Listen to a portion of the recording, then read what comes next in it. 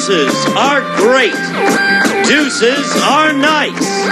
But with sevens and eights, you better think twice on Cut Sharks. And here's the host of Cut Sharks, Jim Perry. Thank you, Jack. Thank you very much. Welcome to Card Sharks. Good to have you here. Thank you for joining us at home. Thank you. And a very good opening poem from Sherry and Shirley Griffith from Fairmont, West Virginia, watching us on WBOY TV, Channel 12. Thank you, Sherry and Shirley. And now let's open the board and get to the cards. Janice and Lois, if you will, start loading in the cards, and we'll meet our Card Sharks. Ed Elder, our champion. Hello, Jim. How you doing today? I'm fine, and won't you again remind us about yourself? Okay, I'm Ed Elder, single man from Phoenix, Arizona, insurance agent, love dancing, cooking, and I collect nautical antiques. Nautical antiques? Right. What kind of antiques do you collect? Nautical, these are things from the sea. Like a binnacle, which is a ship's compass, harpoons, my coffee tables, or lobster traps. Those things are expensive, right? Well, not too bad. Yeah. You got to know where a bargain is. Well, you can buy a few more of them because Ed won $2,100 in cash. Good champion. And we're meeting our challenger for the first time. This is Jane Berry. Hello, Jane. Welcome. Nice to have you here with us. And won't you tell us about yourself? Okay, my name's Jane Berry. I'm from Denver, Colorado. I'm a licensed emergency medical technician. I'm also a dialysis technician. So in my spare time, I like to play doctor a lot. I go to school part-time, and eventually I hope to be a genetic researcher and build monsters. Are they really going ahead? Some of the genetic things they're doing are quite fascinating. They're really going pretty far with it. You think someday they could build monsters? Well, I think they already can. Look at me. Oh, no, you sound like a nice Jane Berry. Happy to have you here with us. Hope you're going to have a good time. You both cut the cards, yes? Yes. Certainly did, And Jim. here we go. We'll start the best 2 out of 3 with a question to Ed, the champion. Ed, we asked 100 people over the age of 90. Now, we promise not to come looking if you say yes, but do you have any money stashed away under your mattress? How many 90-year-olds do have some cash under the mattress? Who says it has to be just a 90-year-old to stash some money away? You know, nowadays, Well, under the mattress. Under the mattress, and well, anywhere else for that matter. Okay, how many have them? A lot of the older people don't trust the banks. A lot of them are stashed under there. It's a difficult one. I say around 55. 55 out of 100 people over 90 have some money under the mattress. Jane, higher or lower? Okay, I think that number's going to be a lot lower because 90-year-olds are on Social Security, and they're not making that much money, and they probably don't have that much to stash. So I'd say the number's going to be You lower. say lower. If it is lower, Jane, you'll play your cards. If not, Ed plays his. The actual number of 90-year-olds who have some cash stashed away under the mattress is 2. That's all, just 2. Yeah, they're a little smarter than that. And Jane, the challenger, starts off the match with a 9. Change that card! Winning the question, you have the right to change it. A good change. Lower! A jack. Lower than a jack. Yes, a 5. Higher! Risking it higher. Oh, no, a 3 is not higher. That gives Ed a free chance to play. A 5. Okay, Jim, let's go higher on that 5. Higher than the 5. Let's go lower on the 5. Lower than a jack. 3. Let's freeze right there. And we move over the freeze bar, protecting that position. Janice will fill in the spaces for you, Jane, and your first question. Now, Jane, we've all heard that there are rehearsals for wedding ceremonies, right? Mm-hmm. So we asked 100 women who are engaged to be married. Since you've been engaged, has your fiancé asked you to rehearse the honeymoon? How many engaged women said, yes, he has? That's going to be a big number. People not even engaged are practicing an awful lot these days. I'd say the answer to that's going to be 73 of those ladies are going to be practicing for the honeymoon. Been asked to practice. That's asked to practice. They've been asked. Okay, Hey, 73, says Jane. And higher or Okay. lower? Practice makes perfect, Jim. After all, you know, and a lot of them do. Yes, this is true. A lot of the men do ask the women. Some accept, some don't. But I would say it's going to be a little bit higher than that, Jim. Higher than that? Yes. Oh.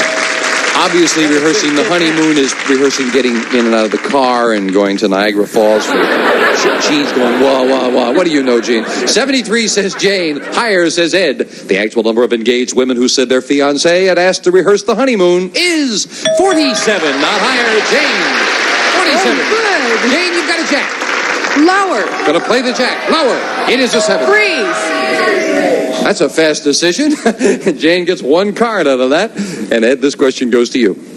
Ed, we asked 100 United States congressmen in Washington, D.C. When an employer interviews a man for a job, should he have the right to know if the man has a prison record? How many congressmen said an employer should have the right to know if a job applicant had a prison record? Jim, I think it's only right that the prospective employer does know if a man has a prison record to find out somewhat what kind of a employee he would be. I would say it would be a very high number, at least 82. 82 out of 100 congressmen said yes, he should have that right. Jane, what do you think? I think a lot of employers should know if an employee prospective has a prison record, because I think it's only fair. But I think the number is going to be just a little bit lower than that, because a lot of congressmen these days are saying, let's rehabilitate these people and get them back into normal society. So I'm going to say lower. So you say lower. The actual number of congressmen who said an employer should have the right to know if a job applicant has a prison record is a 75. It is just a little lower. Jane, you're absolutely right. Jane, That's right. Jane wants to get rid of that 7. A good change. Okay, I didn't hear you. I'm sorry, Jane. Higher. It is a 10. Lower. Risking it lower. A 9. Freeze. Now, Jane needs 1 card for the first game of the match. We are at sudden death. Someone has to win it right here. Jane, we asked 100 third grade kids, when your parents punish you and tell you that they're doing it for your own good, do you believe them?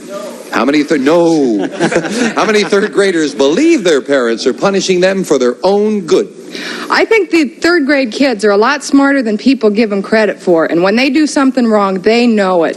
There are some unfair parents who are going to really punish them, and the kids are going to get really upset about it. But I'm going to say 71 of those kids know that it's for their own good. 71 out of 100, Ed. What do you think? Well, really, they do. And they know when they're wrong. They know when they've done wrong. They know when they're being punished. But a lot of them feel that it is unfair. But still, it's going to be a little bit lower than that. A little Jim. lower. Yes. These are always Absolutely. some of the most fascinating polls when you find out what the youngsters think of us adults. 71 says Jane. Lower says Ed. The actual number of third graders who believe their parents are punishing them for their own good is 82. Not lower. Even more. Now then, Jane, in sudden death, you have a 9. You could change it and play 1 card or pass it to Ed. I'm going to pass it. You're going to pass it. Thanks, folks. Ed has to play the middle card, the 8. Turn them both over, you win. 1 mistake, the game belongs to Jim, Jane. we're going to have to go higher. Higher than the 8. It is an 8. For the first game of the match, it is lower. And Ed wins game 1. Well, that big ace backfired on you, Jane. So it's game 1 to the champion. We'll be right back right after this. Game 1 to the champion. Janice will deal out same 2 decks of cards with the next cards off the top of the deck. And we'll start game 2 with a question to you, Ed. Ed, we asked 100 professional striptease dancers. Have you ever dated a millionaire? How many strippers have dated a millionaire? Oh, gosh, I wish I was a millionaire. I wouldn't mind dating a couple of strippers, but I'm sure a lot of them have, because the millionaires do go to a lot of the strip shows. Although not many of them are going to date millionaires. They'd rather take an average street guy, okay? So I'd say a relatively low number, 40. 40 out of 100 strippers have dated a millionaire, Jane. Well, I think it's going to be just a little bit lower than 40, because occasionally you do get one of these great stories about one of the little strippers on the street that's going to run off and marry the millionaire. But I don't think it's all that common. I think most of them are going to stay strippers. So I'd say lower. So you say lower. Oh, right. The next question would be, how many did they date who said they were millionaires and really weren't? Lower, says Jane. The actual number of strippers who have dated a millionaire is 63. Oh, 63. Oh, fantastic. Of course, that could be one guy running around to all these different girls. Ed starts off the game with a jack. Oh, good card, Jim. Let's go lower on that Lower one. than a jack. A 2. Higher. Higher than a 2. A 7. Freeze, Jim. Right away, the champion makes a big move towards a crack at the big money. Jane, got some catching up to do. Yeah. Jane, we asked 100 marriage counselors. Generally speaking, if a man reaches the age of 40 without getting married and then decides to take a bride, is he a bad risk? How many marriage counselors said a man who waits until the age of 40 to get married is a bad risk? I think a lot of them are going to say he's a bad risk, because by the time he's 40, he's pretty well set in his ways. And there's things he's going to be done his way. You know, his way, my way, or the highway, you know, by the time they reach 40. So I would say 57 of those guys are going to be... 57 of those marriage counselors are going to say he's a bad risk. 57 out of 100, Ed. What do you think now? That hits right where it hurts, because I'm over 40.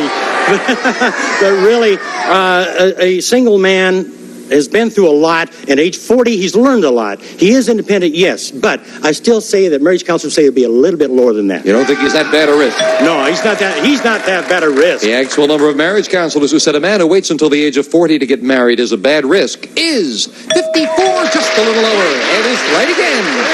Ed, you're looking at a 7. Gotta change that 7, Jim. And the Let's 7 make it a good one. becomes a 2. Fantastic, let's go higher. Higher than a 2, a 7. Gotta please. Again, Ed is keeping Jane away from those cards. Jane, you're going to have to win a question to get a crack at the cards, it seems. Ed, we asked 100 people, do you think aliens from another planet are already living on Earth? How many people think aliens from another planet are living on Earth? But of course they are. Don't we all see them constantly? Maybe. Some of us do anyway. There's a few here and there. No, there are a lot of people that believe there are extraterrestrial beings here on Earth, but then a lot of the people don't believe that they're really that capable, or do they look like us or what? So I'd say probably only 25. 25 out of 100 people think aliens are already living on Earth, Jane. Well, looking at Ed, I would say, yeah, there probably are extraterrestrial beings living on Earth. But I don't think that many people would think there are outer space beings here. So I'm going to say it's lower. You're going to say lower. I must say, as I was asking the question, I don't know if you were with us a couple of months ago, we had a question like this that we asked of congressmen in Washington, D.C., and the answer was, I believe, was 56 of our congressmen thought there were people living here from another world. I will not forget that poll. Right now, Ed says 25 people, Jane says lower, and the actual number of people who think aliens from another planet are living on Earth is 33, not lower again. Ed has control. Jim, let's change that 7 and come up with a good to one. get rid of that middle card. A king. Fantastic, it is lower. If it is lower, Ed goes for the big money. It is. And Ed just kept getting control and won it. Jane, I thank you so much for joining us. And good luck with your studies. Nice to have you here. Jane Barry. Ed, come on down here. You were really cleaning up there on those answers. Oh, I was a little unsure there for a while, though. My goodness. Did very well. Maybe he'll clean up with the money. We'll find out right after this.